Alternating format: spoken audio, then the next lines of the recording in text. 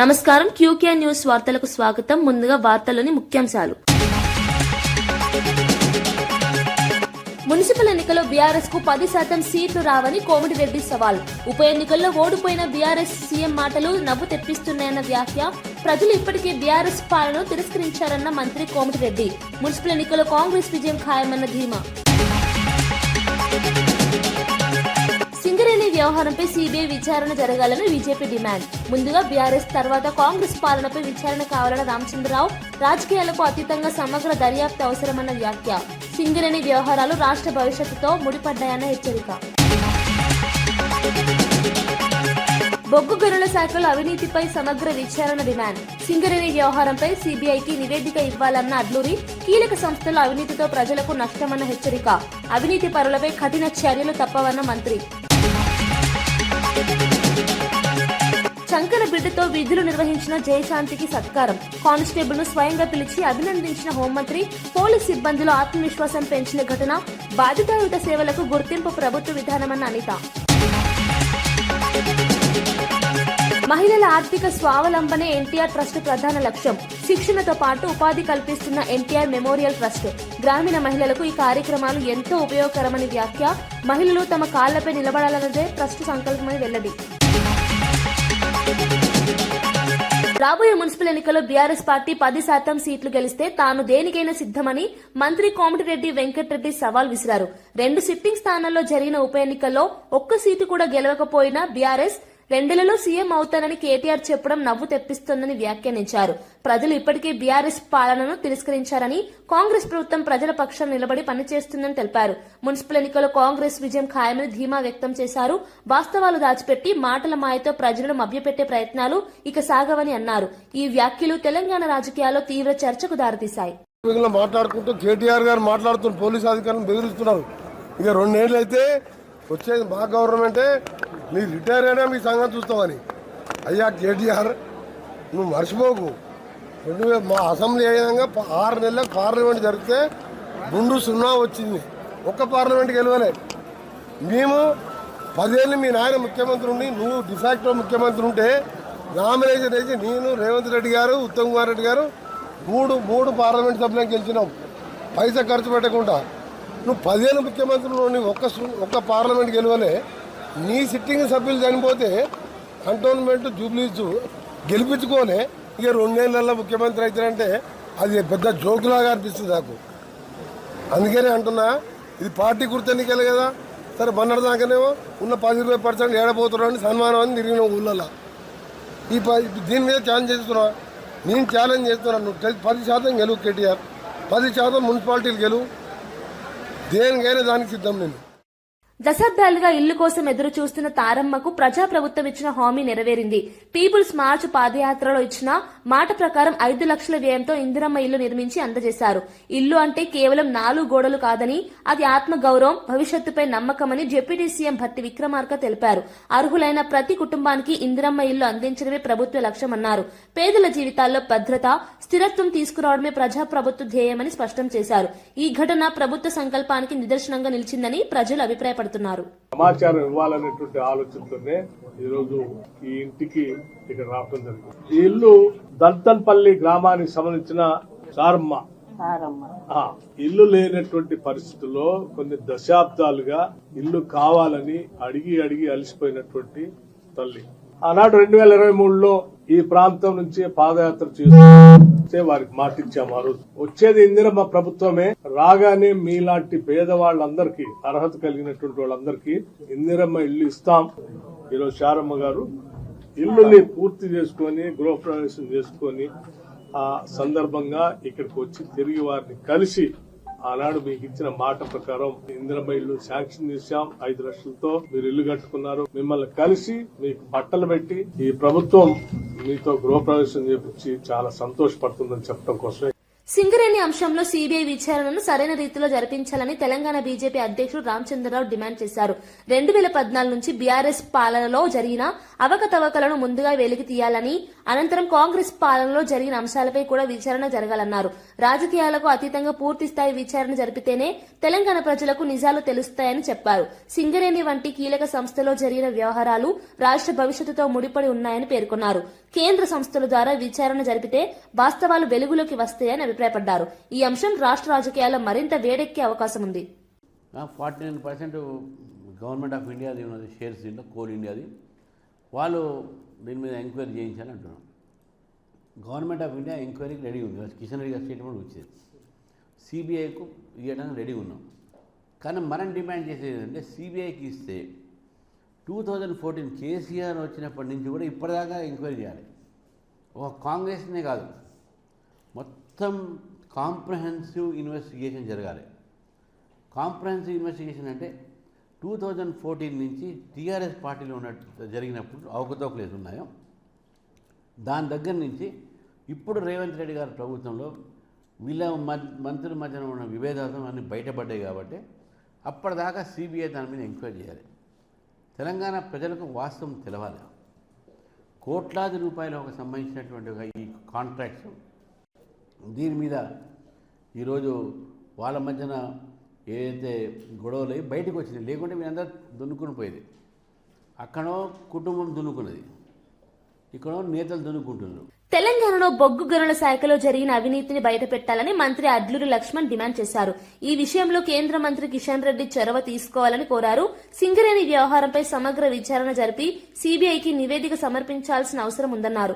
రాష్ట్రానికి కీలకమైన ఈ సంస్థలో అవకతవకలు జరిగితే ప్రజలకు నష్టం వాటిల్లుతుందని పేర్కొన్నారు. పారదర్శక పాలనకు ప్రభుత్వం కట్టుబడి ఉందని స్పష్టం చేశారు. అవినీతికి పాల్పడిన వారిని గుర్తించి కఠిన చర్యలు తీసుకోవాలన్నారు. ఈ వ్యాఖ్యలు రాజకీయంగా ప్రాధాన్యం సంతరించుకున్నాయి. కేంద్ర మంత్రి కిషన్ రెడ్డి గారికి ఒకటే మాట మేము చెప్తున్నాం. నువ్వు కేంద్రంలో మంత్రిగా ఉన్నావు కదా, నువ్వు ఆ బొగ్గు గని శాఖ కూడా సహాయ మంత్రిగా, బొగ్గు గని శాఖ కూడా నీకు కేంద్రంలో నీ పరిధిలో వస్తుంది. నువ్వు ఇమీడియట్గా విజిలెన్స్కో నీ సంబంధించిన డిపార్ట్మెంట్తో ఎంక్వైరీ పెట్టించి బొగ్గు గనికి సంబంధించిన తెలంగాణలో బొగ్గు గని శాఖలో ఏమేమి అవకతవకలు జరిగినాయి, ఏమేమి కుంభకోణాలు జరిగినాయి అన్నీ బయటపెట్టు. శాఖ మంత్రిగా నువ్వు ఉన్నావు, నీ కింద మొత్తం అధికారులు ఉంటారు, నీ ఐఏఎస్లు ఉంటారు, సెక్రటరీస్ ఉంటారు. వారి ద్వారా పూర్తి విచారణ జరిపించి ఆ విచారణ యొక్క రిపోర్టు సిబిఐకి సబ్మిషన్ చేయి దమ్ముంటే. ఎందుకు తాటాకుల చెప్పులు పొద్దుగాలు ఎత్తే పరిగ్రహాన్ని ముచ్చట్టు మాట్లాడితే కేంద్రం నుంచి ఒక 10 రూపాయలు ఇస్తారా ఆయన కిషన్ రెడ్డి గారు? తెలంగాణ రావాల్సినటువంటి ఏదైతే మన బకాయిలు ఉన్నాయో, తెలంగాణ రావాల్సినటువంటి మన రాయితీలు ఉన్నాయో అవి ముందుగా ఇప్పించి తెలంగాణ ప్రజలను ఆదుకో కేంద్ర మంత్రిగా ఉండి. ఇవాళ మా బొగ్గు గని కార్మికులకు సంబంధించినటువంటి ఇన్కమ్ ట్యాక్స్ ఇష్యూ ఉంది. అత్యంత ప్రమాదకరమైన పరిస్థితుల్లో పనిచేసేది ప్రపంచంలో ఎవరంటే మన ఆర్మీ తర్వాత బార్డర్ మీద సైనికుల తర్వాత అత్యంత ప్రమాదకరమైన పరిస్థితుల్లో పనిచేసే బొగ్గు గని కార్మికులకు. ఆ బొగ్గు గని కార్మికులకు సంబంధించినటువంటిది ఇన్కమ్ ట్యాక్స్ కడతాను, అది మాఫీ ఏపీ. చంకన బిడ్డతో ట్రాఫిక్ ను క్రమబద్దీకరించిన కానిస్టేబుల్ జయశాంతిని ఏపీ హోంమంత్రి వంగలపూడి అనిత ప్రత్యేకంగా పిలిపించుకుని అభినందించారు. జయశాంతి కర్తవ్య నిష్టను మెచ్చుకుంటూ ఆమెతో కలిసి అల్పాహారం చేశారు. కుటుంబ యోగక్షేమాలు అడిగి తెలుసుకుని చిన్నపిల్లలతో సరదాగా ముచ్చటించారు. ఒక సాధారణ కానిస్టేబుల్ ను మంత్రి స్వయంగా గౌరవించడం పట్ల సర్వత్రా ప్రశంసలు వెల్లువెత్తుతున్నాయి. ఈ సంఘటన పోలీస్ సిబ్బందిలో ఆత్మవిశ్వాసాన్ని పెంచిందని అభిప్రాయాలు వ్యక్తమవుతున్నాయి.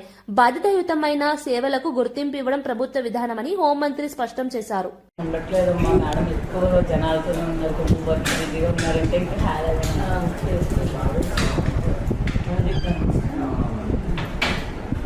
హైదరాబాద్లో వచ్చేస్తున్నాను.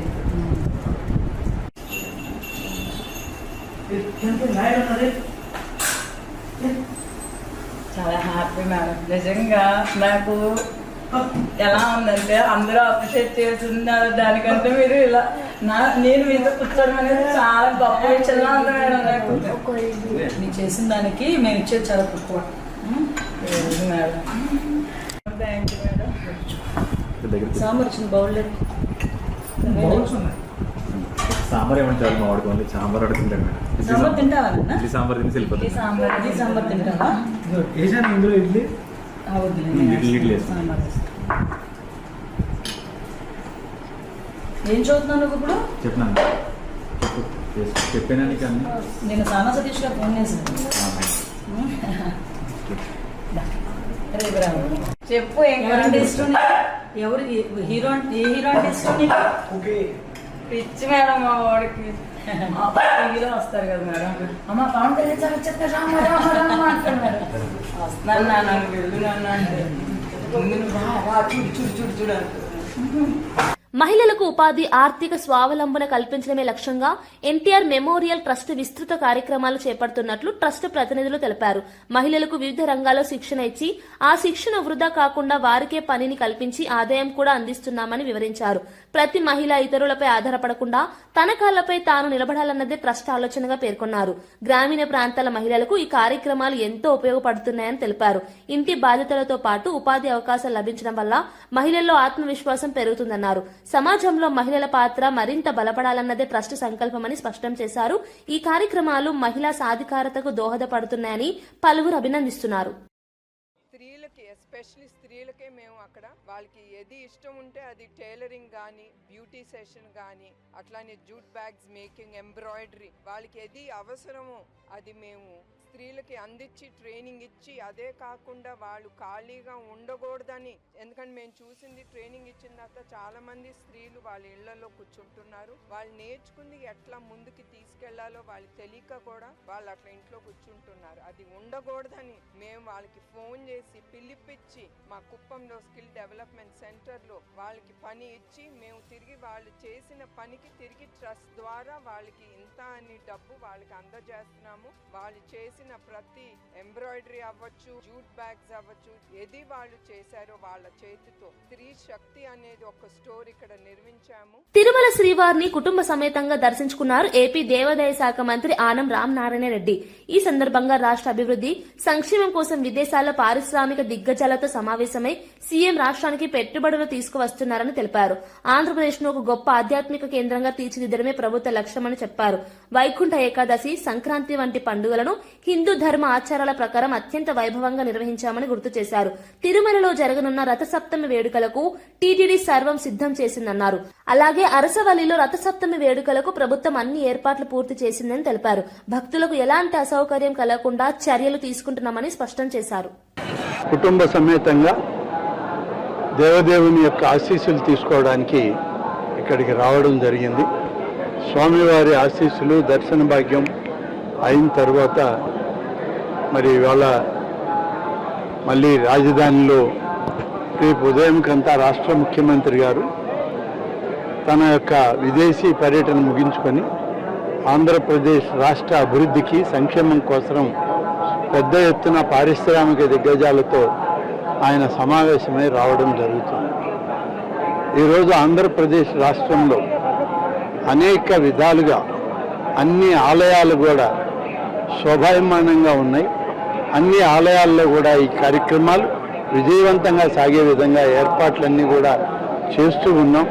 మీరందరూ గమనించారు, వైకుంఠ ఏకాదశి పర్వదినం ఎంత వైభవంగా మన రాష్ట్రంలో జరిగిందో, అదేవిధంగా సంక్రాంతి పండుగ వాతావరణం కూడా మన హిందూ ధర్మ ఆచారాల ప్రకారం సంక్రాంతి పండుగను కూడా చాలా విజయవంతంగా హిందువుల యొక్క మనోభావాలకి దగ్గరగా ఉండే విధంగా అన్ని ఏర్పాట్లు చేసి పండుగ వాతావరణాన్ని కూడా తీసుకురావడం జరిగింది.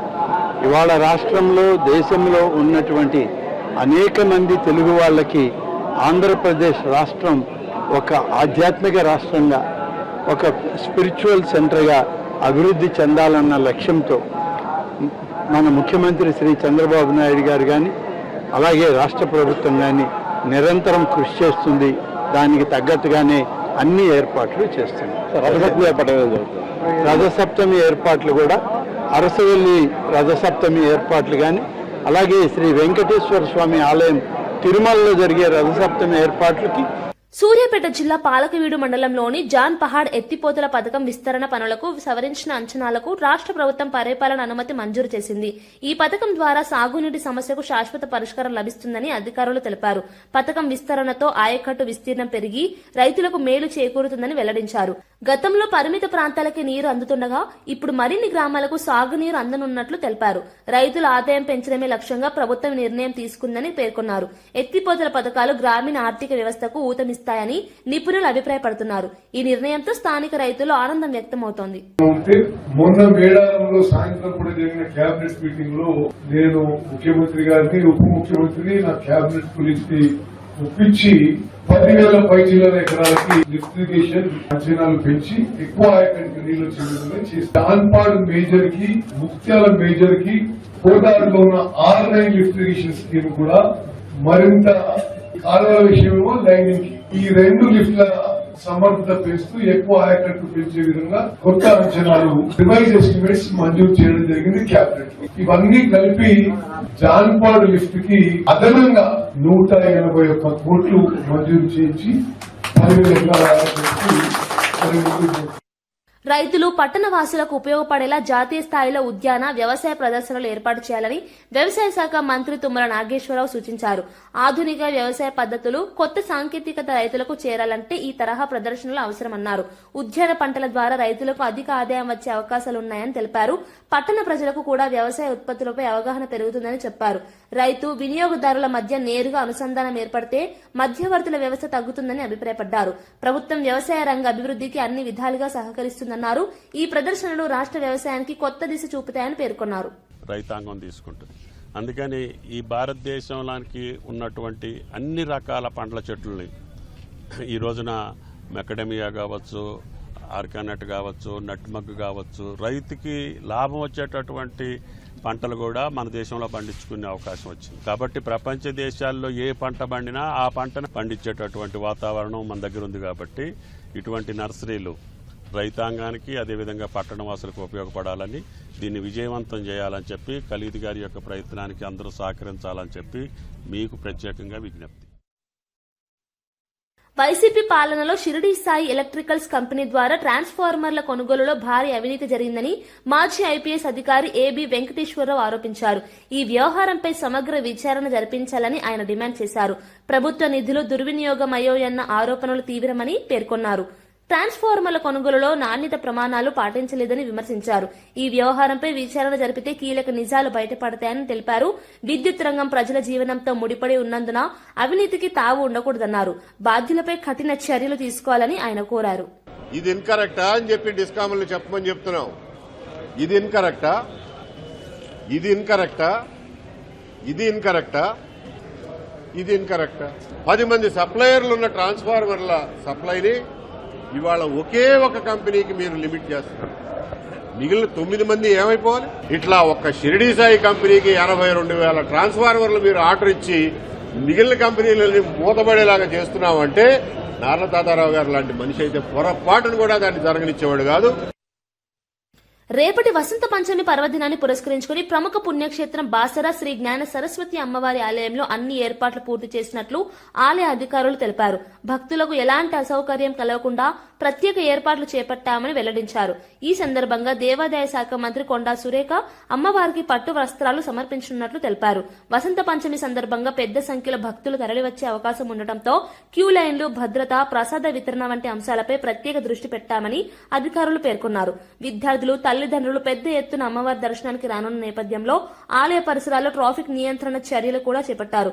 అమ్మవారి ఆశీస్సులతో విద్యాభివృద్ధి కలగాలని భక్తులు ఆకాంక్షిస్తున్నారు. అక్షరాభ్యాస కార్యక్రమం ప్రారంభమవుతుంది. 3 గంటల నుండి కూడాను సాయంత్రం 6 గంటల వరకు ఈ కార్యక్రమం నిర్వహించబడుతుంది. 23వ తారీఖు సాయంత్రం 6:30 నుండి అమ్మవారి సన్నిధిలో 108 వీణలతోటి వీణా కార్యక్రమం కూడా ఉన్నదండి. భక్తులు అధిక సంఖ్యలో వచ్చి అమ్మవారిని దర్శనం చేసుకుని అమ్మవారి పాత్రలు కాగలరని కోరలేదు. హైదరాబాద్ క్రికెట్ అసోసియేషన్ యువ క్రికెటర్ల జీవితాలతో చెలగాటమాడుతోందని తెలంగాణ క్రికెట్ అసోసియేషన్ తీవ్ర ఆరోపణలు చేసింది. తెలంగాణ ప్రీమియర్ లీగ్ నిర్వహించే అధికారం కేవలం టీసీఏకే ఉందని స్పష్టం చేసింది. హెచ్సీఏకి ఈ లీగ్ నిర్వహించే హక్కు లేదని పేర్కొంది. యువ క్రికెటర్ల భవిష్యత్తును దృష్టిలో పెట్టుకుని వ్యవహరించాలని డిమాండ్ చేశారు. అధికారం లేని లీగ్లతో క్రీడాకారులు మోసపోయే ప్రమాదం ఉందని హెచ్చరించింది. తెలంగాణలో క్రికెట్ అభివృద్ధికి సరైన వ్యవస్థ అవసరమని అభిప్రాయపడింది. ఈ అంశంపై క్రీడా శాఖ తక్షణమే జోక్యం చేసుకోవాలని కోరింది. 2 సంఘాల మధ్య వివాదం క్రికెట్ వర్గాల్లో చర్చనీయాంశంగా మారింది. ఎందుకు లేదు, డబ్బులన్నీ ఎక్కడ పోయినాయి, కేసులు ఎందుకు అవుతున్నాయి? ఇవాళ అండర్-23 టీమ్ వేసారు. కూచ్ బిహార్, విజయ్ హజారే, బీసీసీఐకి సంబంధించిన టోర్నమెంట్లు. ఈ ప్లేయర్లు ఎందుకు పికప్ చేయాలి? మీరు తెలంగాణ డెవలప్ చేస్తామంటారు కదా. వరుస పెట్టి వందలు కొట్టే ప్లేయర్లు మీకు కనబడతలేరా? ఈ పరిస్థితుల్లో కూడా హైదరాబాద్ క్రికెట్ అసోసియేషన్ ఫర్దర్ గా జిల్లాల్లో మూవ్ కావడానికి వీల్లేదు. అది బీసీసీఐ చెప్తుంది. బీసీసీఐకి ఆల్రెడీ కంప్లైంట్ చేసినాము. సెలక్షన్ మీ కమిటీ మీద పర్ఫార్మెన్స్ లేని వాళ్ళందరినీ సెలెక్ట్ చేయమని ప్రెజర్ పెట్టడము క్రిమినల్ చర్య అవుతుంది. ఫరెవర్ మిస్ యూనివర్స్ ఇండియా 2025 కిరీటాన్ని దక్కించుకున్న డాక్టర్ సుజనాదేవిని కాకినాడ రంగరాయ వైద్య కళాశాలలో ఘనంగా సన్మానించారు. ఈ సందర్భంగా కళాశాల అధ్యాపకులు, విద్యార్థులు ఆమెకు అభినందనలు తెలిపారు. విద్యను అభ్యసిస్తూ జాతీయ స్థాయిలో అందాల పోటీలో విజయం సాధించడం గర్వకారణమని పలువురు పేర్కొన్నారు. యువతకు ఆమె స్ఫూర్తిదాయక వ్యక్తిగా నిలుస్తుందన్నారు. కష్టపడి సాధించిన ఈ విజయం అనేక మందికి ప్రేరణగా మారుతుందని అభిప్రాయపడ్డారు. సన్మాన కార్యక్రమంలో డాక్టర్ సుజనాదేవి తన అనుభవాలను పంచుకున్నారు. లక్ష్యంపై నమ్మకం, క్రమశిక్షణ ఉంటే ఏదైనా సాధ్యమని ఆమె పేర్కొన్నారు. ఈ కార్యక్రమం విద్యార్థుల్లో ఉత్సాహం నింపింది. సపోర్ట్ నాకు ఎప్పటికీ ఉంది. దానికోసం మీ అందరికీ, కాకినాడ ప్రజలకి, ఆంధ్రప్రదేశ్ ప్రజలకి, ఇండియా మొత్తానికి నా హృదయపూర్వక కృతజ్ఞతలు. నాకు ఈరోజు చాలా గర్వంగా ఉంది. ఎందుకంటే రంగరాయ్ మెడికల్ కాలేజ్ అంటే అది కాలేజ్ ఒకటే కాదు, అది నా గౌరవం, అది నా గుర్తింపు.